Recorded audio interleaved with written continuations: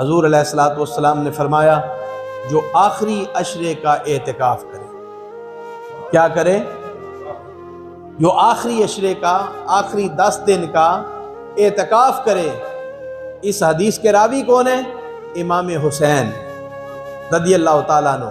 امام حسین راوی ہیں کہ امام الانبیاء نے فرمایا جو چاہتا ہے اللہ تبارک و تعالیٰ مجھے 2 حج اور 2 عمروں کا ثواب عطا کرے، اسے چاہیے کہ آخری عشرے کا اعتکاف کرے۔ مسلمانوں کے حج کرنے کا وقت آ گیا ہے، مسلمانوں کے عمرہ کرنے کا وقت آ گیا ہے، یا یوں کہہ لیں غریبوں کے حج کرنے کا وقت آ گیا ہے، غریبوں کے عمرہ کرنے کا وقت آ گیا ہے۔ غریب بندہ وہاں نہ جا سکے، اللہ کے محبوب نے ان کے لیے بشارت دے دی۔ حضور نے فرمایا جو آخری 10 دنوں کا، آخری عشرے کا اعتکاف کرے گا، وہ گویا اس نے 2 حج بھی پڑھ لیے ہیں، 2 عمرے بھی پڑھ لیے ہیں۔ اور دوسری حدیث پاک جسے حضرت انس نے روایت کیا ہے، حضرت انس رضی اللہ تعالیٰ عنہ، وہ فرماتے ہیں امام الانبیاء صلی اللہ علیہ وسلم نے فرمایا جو آخری عشرے کا اعتکاف کرے گا صدق اور اخلاص کے ساتھ، صدق اخلاص، اخلاص کا مطلب ہے کہ اللہ کی رضا مقصود ہو، آرام مقصود نہ ہو کہ گھر والوں کو جان چھٹی 4 دن سکون دو، یہ مقصد نہ ہو۔ اللہ کی رضا کے لیے اس نے کاروبار ترک کیا، اس نے دنیا داری ترک کی، اس نے بہن بھائیوں کو چھوڑا، اس نے والدین کو چھوڑا، اس نے دنیا کے نظام کو معطل کر دیا۔ اللہ کو راضی کرنے کے لیے وہ مسجد میں ڈیرا لگا کے بیٹھ گیا۔ صدق، زبان پہ سچائی، اس نے اس بات کا پختہ اعلان کر دیا کہ آج کے بعد میری زبان پہ سچا جملہ آئے گا، جھوٹ نہیں بولوں گا۔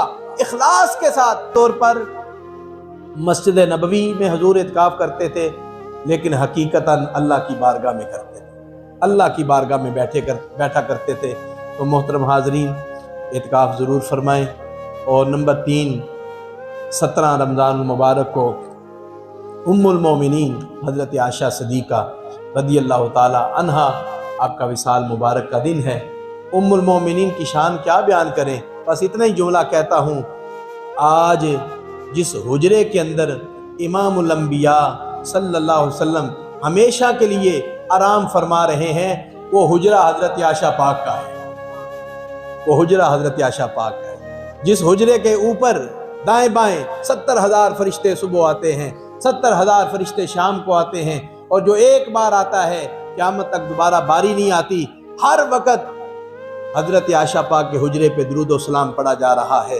محترم حاضرین، ان کے اصال ثواب کے لیے بعد میں انشاءاللہ العزیز ہم مبارک کے اندر امام الانبیاء صلی اللہ علیہ وسلم آپ سخاوت فرمایا کرتے تھے، تیز آندھی کی طرح، یہ حدیث پاک کے لفظ ہے، تیز آندھی کی طرح حضور سخاوت کرتے تھے۔ حضور نے فرمایا سب سے بڑا سخی اللہ ہے، اور اس کے بعد سب سے بڑا سخی میں ہوں، سب سے بڑا سخی میں ہوں۔ خود اندازہ کریں کہ جب حضور خود فرما رہے ہیں سب سے بڑا سخی اللہ کے بعد میں ہوں، حضور نے کتنی سخاوت کی ہوگی۔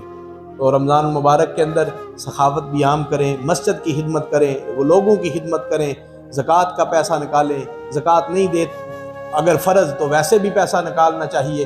محترم آصف صاحب نے سنا ہے، اللہ پاک قبول فرمائے۔ مزید اپنے فوت شدگان کے نام پر، آپ اصال ثواب کے نام پر آپ جو ہے پیسہ دیں گے تو ان کو قبر کے اندر راحت ملے گی، قبر کے اندر سکون ملے گا۔ اللہ تعالیٰ کے حضور دعا ہے رمضان المبارک کی بہاریں اور رمضان المبارک کی برکتیں ہم سب کو نصیب فرمائے۔ وآخر دعوانا ان الحمدللہ۔